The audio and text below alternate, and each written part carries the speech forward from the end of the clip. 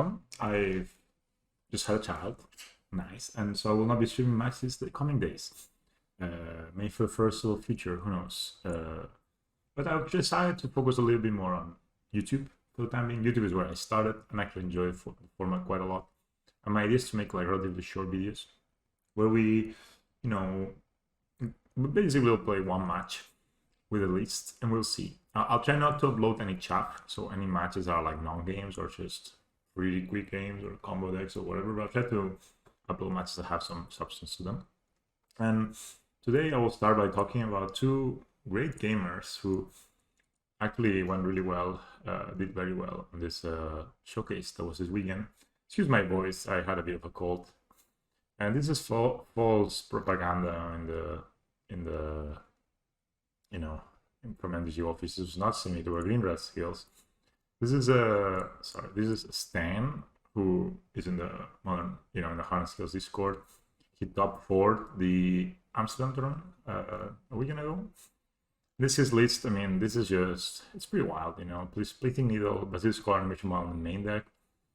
Plus only 2 other lists, In general, it's pretty wild. Plays Inventor's Fair. Just something I want to try.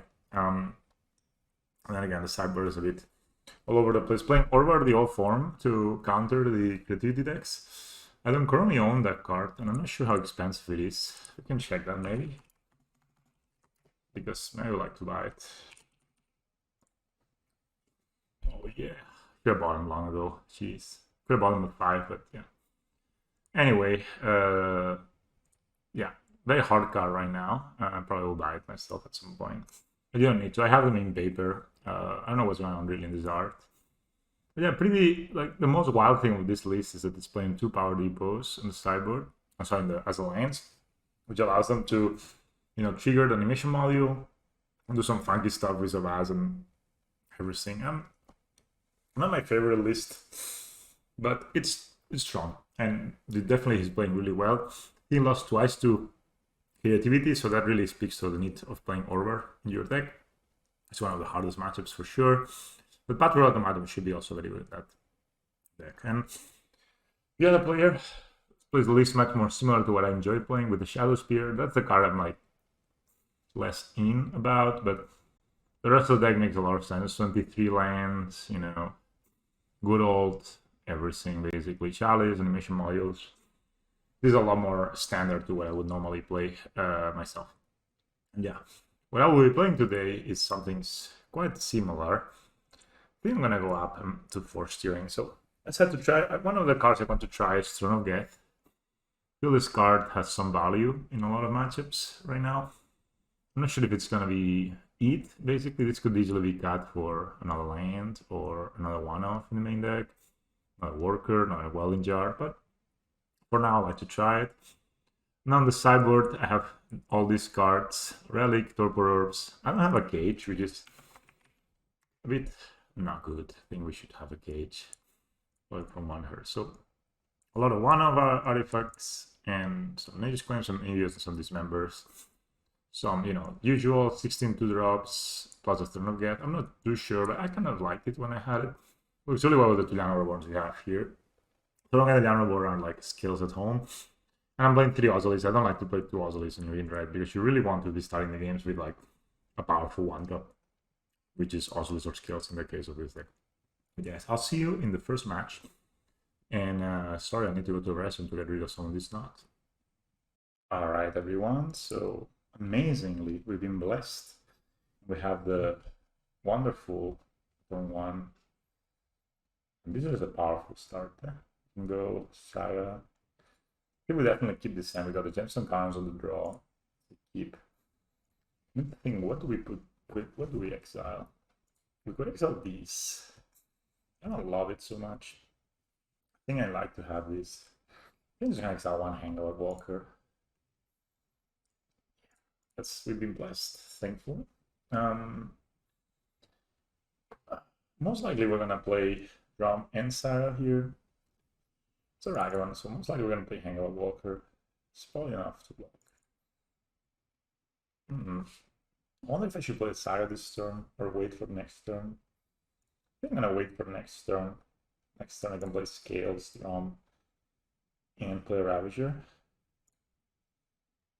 That's probably good. I'm gonna play that. Then I'm down with things to cast. If I play Saga this turn, it kind of forces me to make a 1/1 one-shot next turn. The opponent does not have many lands in their hand because they start with Fire Island. Like, there's no other land, maybe except Otawara or a basic island that they will play over this. So we can keep a track of that. So this is the kind of things I want to be focusing a bit more with these videos, because since I have more time, I can easily, discuss this ins and outs of my decision making. So here, seeing this informs me already that they don't have a lot of mana. If they go something like, because this will take them a lot of damage, at least 3 or 4 damage in the course of the game. So normally you would rather just fetch shock if you have it. This is a shock. Obviously, we would have played this before this. So this is one of the last 2 cards they drew. They go consider main phase. Interesting. And they put Spellpierce in the graveyard, which means they may have one. So what we're gonna do here, they got a second Spellpierce. They play these. I mean, if they bolt these or remove these, we're just gonna block. We're gonna block anyway. You don't. All right. So we want to get this Ravager down, because this way we can. So I think we're gonna play Scales and Ravager. Keep it super simple. I think we're gonna play Scales and Ravager. We can play Drum as well. Tap these. I think that could also be okay. But then we kind of risk them stealing this. So my thought now is like, how do I lose this game, right? I lose it mostly if my opponent just steals my Hangover Walker. So to avoid that, maybe you can keep the drum in hand. Let's start with playing the Saga. See what they do. We're gonna follow it up with the Scales. I think we can just play kind of easy. Just play Ravager. If we play the drum, you can still block here and sack it, for example.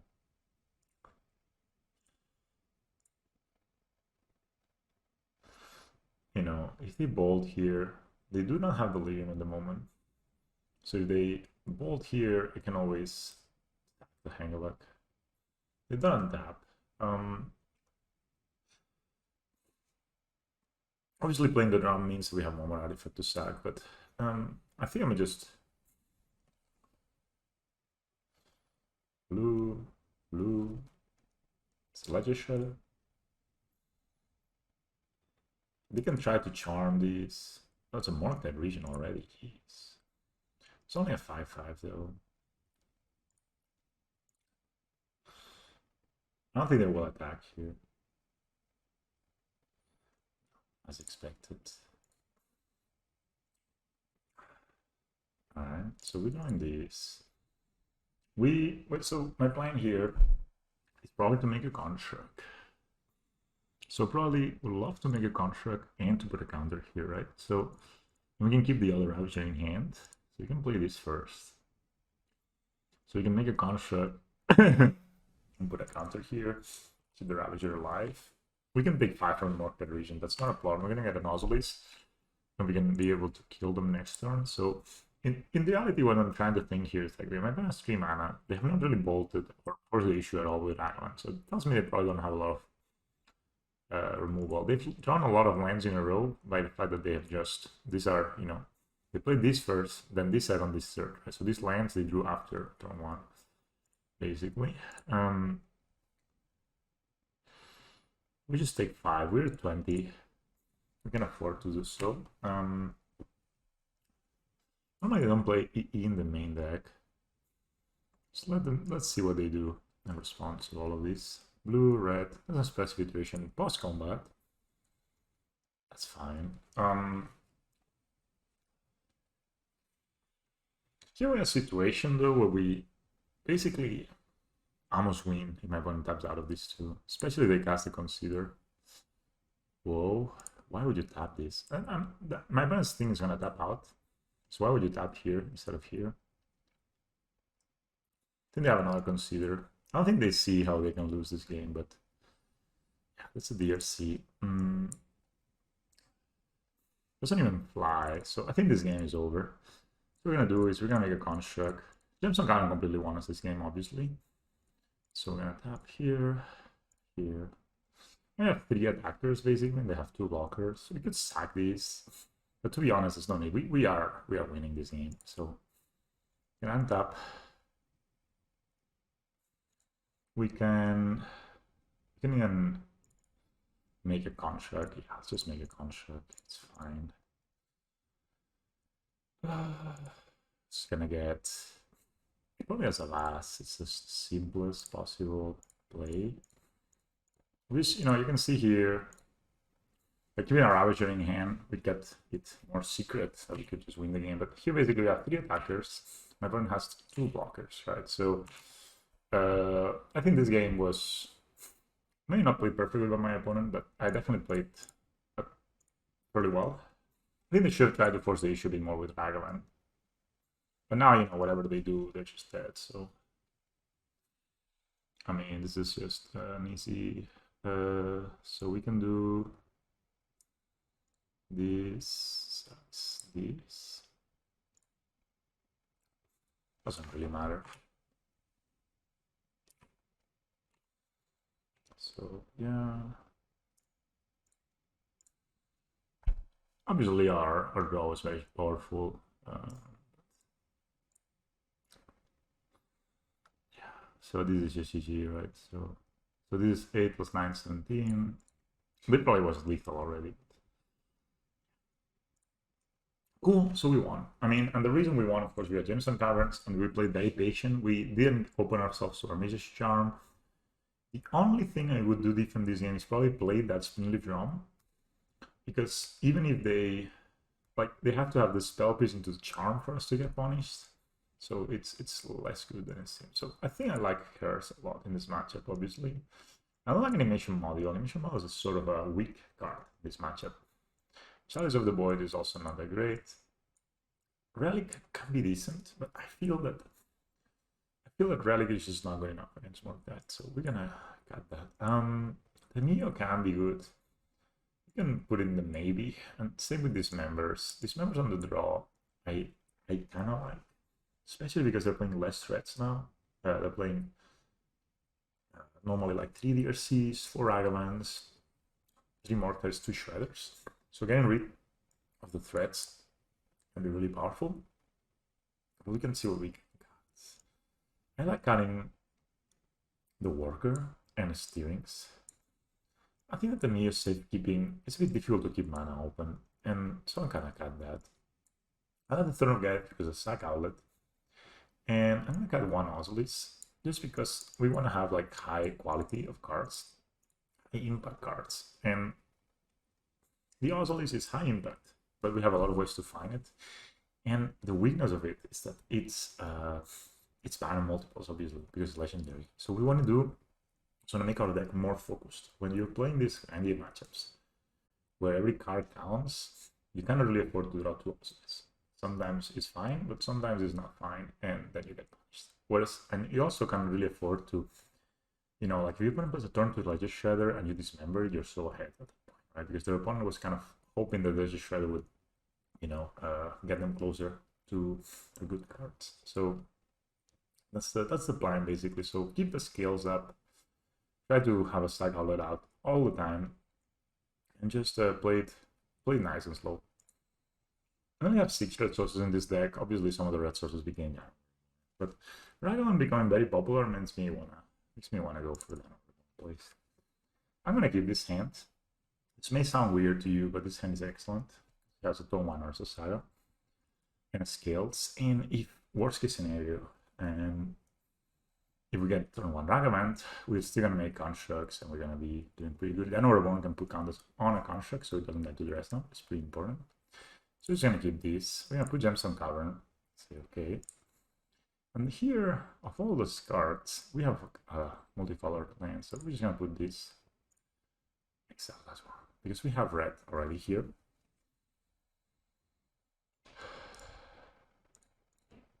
Yeah, this is not super powerful. With games like this, you know, it's so free. I'll not give my opponent information that they don't have anything. They probably have Vagabond here. I mean, most likely we're gonna get hit this time around, but I don't feel I'm too behind. So we're just gonna play Scales. This is obviously, if they have turn to Blood Moon, this could be difficult.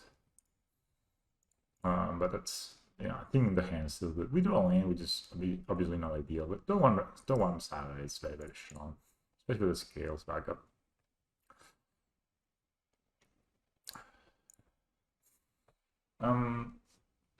So he's gonna get hit here. It looks like they have a Blood Moon, and that probably means that we will lose this game. But I still find this. Oh, Patchwork. They can cast this. They don't have Mishra's Bubble that can trigger it, but all right. It's not the worst. It's a 1/1 at the end of the day. Oh, they do have Mishra's Bubble. This is insult to injury, but that's fine.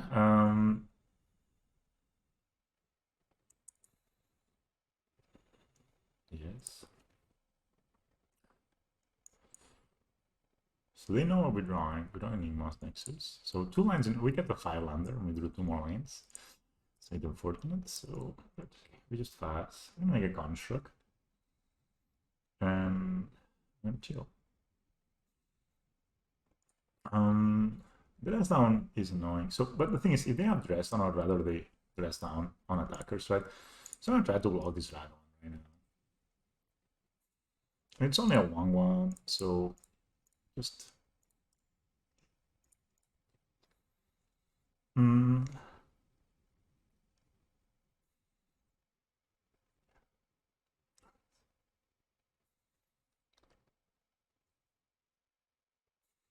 hang on, Walker.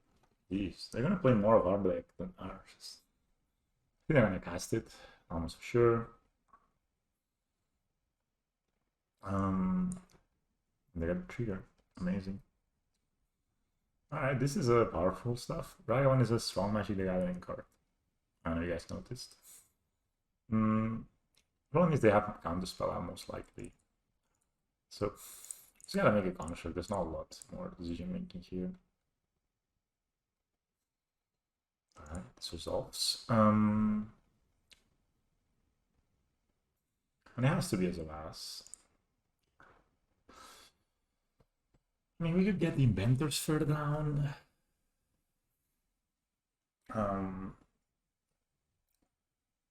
This could activate this, make this a 3/3.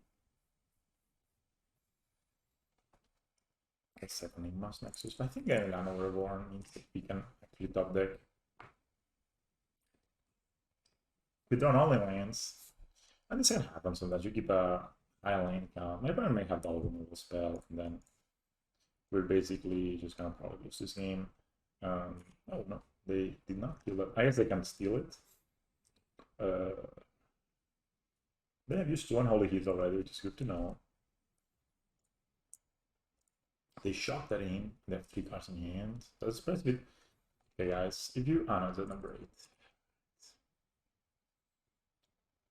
Seeing... I mean, we're probably gonna just lose this game, right? It's gonna be 6 damage. And we still got a... We still have a... They also... I mean, basically, they've taken all our threats. This is pretty ridiculous, honestly. But that's what you put. You know, the card is just that good. The card is just that good, people. They also have a murktide region.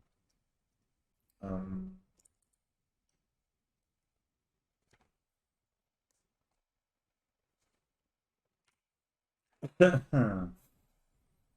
it seems we need to draw something very here. And that's not it. We drew exactly 100% lands. Sometimes you lose these games, that's okay. So, but now we're on the play. On the play, I think we can cut these, and I think we can afford to go back to playing all our good cards. Not sure. I think I want to also do this here. I don't know, I want to work. Maybe I want to work early for the third series. Difficult. This is like this. It's fine. Yeah. So my opponent just hit me with Ryland 4 times. They always see the spell and they always cast the spell. Right? So, right, this is alright. We have turn 1 patchwork. Sorry, turn 2 patchwork. We're not having a, but that's okay. We can draw green source later. So we could play as a Vas and then play the Oscillus next turn.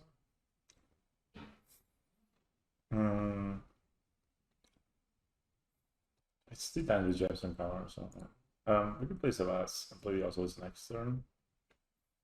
This blocks, if they go turn 1 Dragon, this blocks it. You know? So, this thing's okay.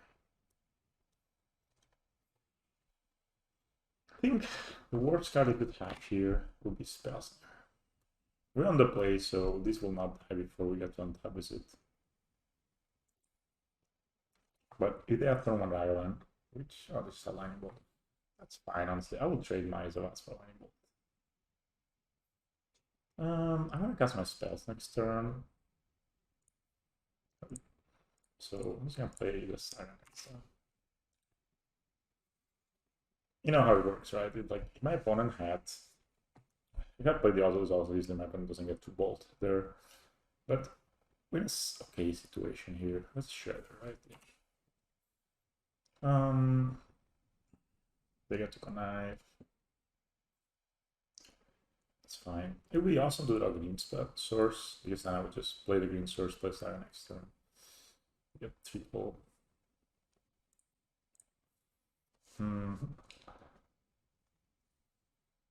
It's not a green source, so I can still anyway please. Play the Oscillus. They could have steal these next turn, but it's not the biggest deal. It uses our mana a bit better, right?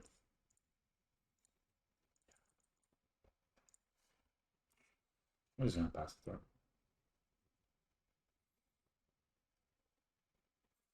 It's unfortunate that this was not a green source. This game would be kind of over. It's kind of expressive iteration. No, they discarded 2 very expensive cards, so I'm guessing they don't have a lot of lands.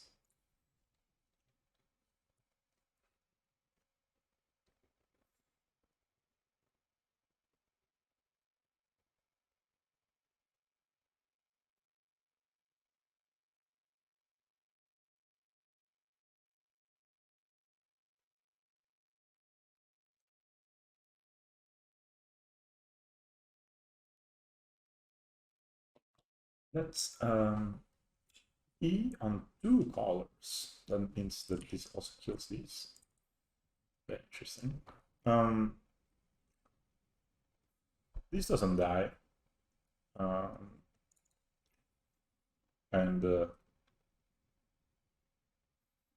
we're gonna get, this is a big Shredder, Jesus.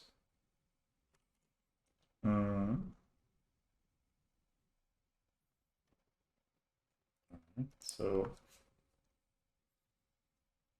you could do a few things here. Could make a construct, we make a 5/5, and I cannot live on this light just playing scales. Once we get them to connive again. I think in this case I'm just gonna play scales and attack with this guy. If they want to trade, it's fine for me. No, they don't trade. So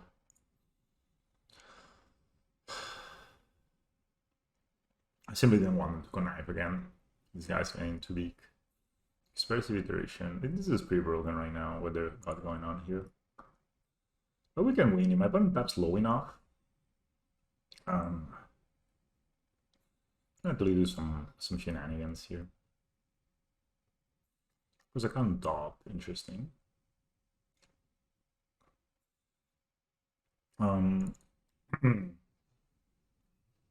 They play an Measures Bubble. Lovely. Again, this is not on 0, so it doesn't kill constructs. Maybe we could just get a drum, you know, and put counters and block.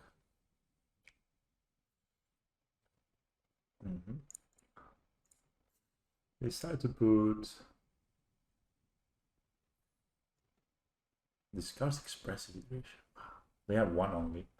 We give that one back. Sure. There's a 5-7 Gs. We're at 13, like my opponent. Okay, so it seems that my opponent does not have red up. We have spell pierce. Right. We will make a construct. The best outcome here is that if we get them to actually have to. So that's what we draw. Ravager is the best drop in the deck right now. We only have one blue source.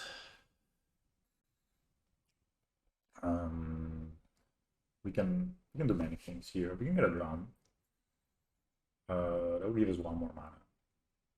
That will allow us to play Ravager plus a Vast and still attack with all of the 3 and the Inmost next to us. Yeah. We had 13, right? So I think we're definitely gonna float mana here. So everyone has a 1 mana and it's blue. I don't really know what they can have. They could have spells there. So I think it's a good idea to find the drum anyway, so we can sacrifice this. So if we don't get the drum here and my opponent has a spell snare for Ravager, then the disaster could be that my opponent that basically I'm dead on the air next turn, for example. So we don't like that. So we're just gonna get the splinter. And I'm gonna start by playing this. Playing this guy here. Yes. And we're gonna play Ravager. Again, you got to connect. That's fine. And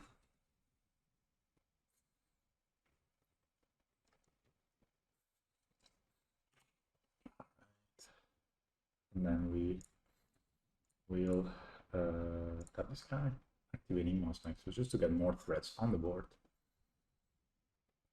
And then here you want to sack this guy, put the counters on the hangover blocker. Again, it's the same thing. They have less blockers than we have attackers. Just trying to present as many lethal attackers as possible, basically. And then I'm gonna come here to combat. Put the counters here. Yes. Just attack them with all. It's a pretty simple game, how we played out, right? We just didn't die, very important. We, they connect and they did a lot of stuff, but in the end they missed land drops. And we were able to basically out-tempo them. Now basically whatever they block, they just lose. So that's it. This is how you win murktide. You see how like the importance of this game was to actually, play the patchwork, take it slow there, make a construct, force them a bit by attacking to think, oh, do I want to trade this with this? No.